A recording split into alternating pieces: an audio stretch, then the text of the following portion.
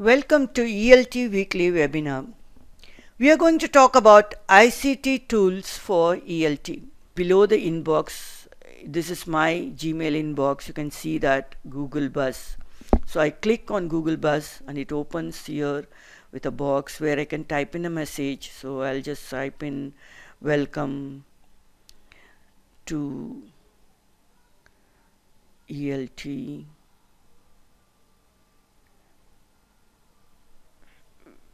weekly webinar.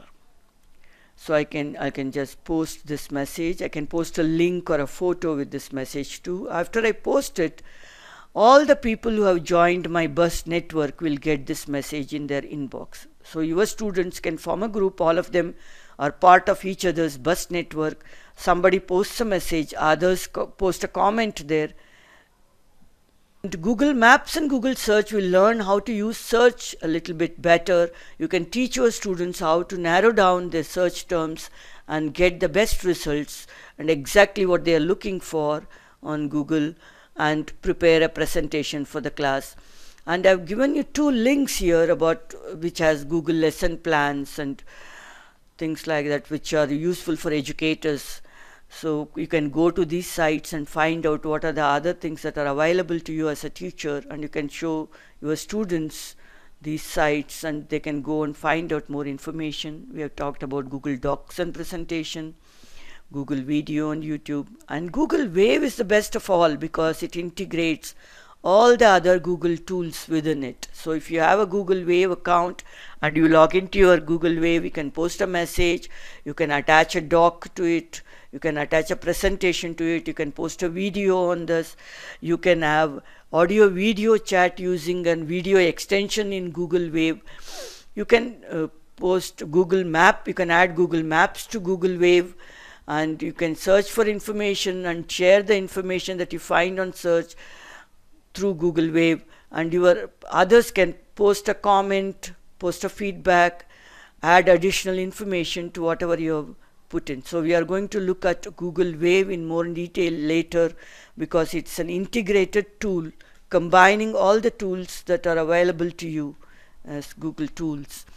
So try to use as many of them in your class to make your class interesting and make your students participate actively in your teaching. Otherwise, most often engineering students or other subject students are not interested in our English classes because they think there's no need to pay attention in an English class. They know the English that is required to pass an examination and so on. If you make it related to real life, related to their own subject that they are studying at the college, and make them communicate in real life situations, your students will find it very interesting to participate in your English classes. They will be asking for more.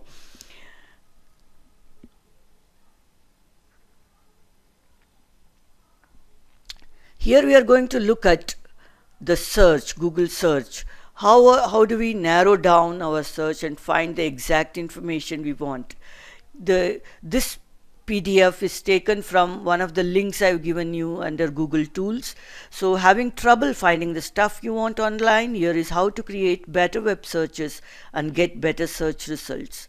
So suppose somebody is looking for information on puppies or dogs and then he puts in -on there.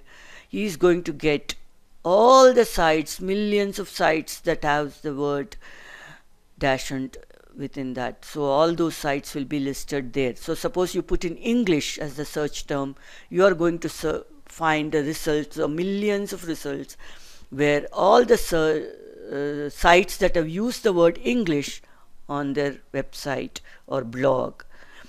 So that will be a very, very broad search item and you will not get the exact information you are looking for. So how do you narrow down your search? So this person wants to find an obedient school for the puppy. So you will not put in just -on, you will put puppy obedient school. That way you will find all the obedient schools that are available where you can take your puppy to get the puppy trained. Similarly for English language teaching, suppose you say English, and if you say English schools or teaching English jobs, So you will narrow down your search and you will get sites which have job offers, or sites which are talking about teaching English. And that too will be too broad, because teaching English can be done at different levels, different contexts. So it will be, you can further narrow it down and use more terms to narrow down your search and get the exact results you want. Now here you can use or. So you want to train the puppy, you can train it at home, or you can go to a training school, puppy obedience school. So by putting in or in the search result, you will find two sets of results, and you can find out what are the ways. So suppose we are looking for materials on teaching English. So you want online materials and offline materials. So PDF reports and interactive exercises online, for example. You can put in or in between your search, in between your keyword you use to search, and you will find both the results there.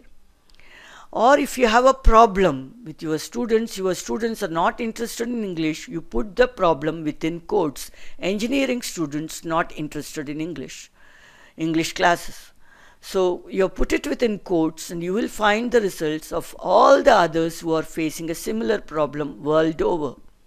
So all the websites that have discussed this problem, that might have found a solution to this problem. So you'll be able to find such people there online and find the solution online.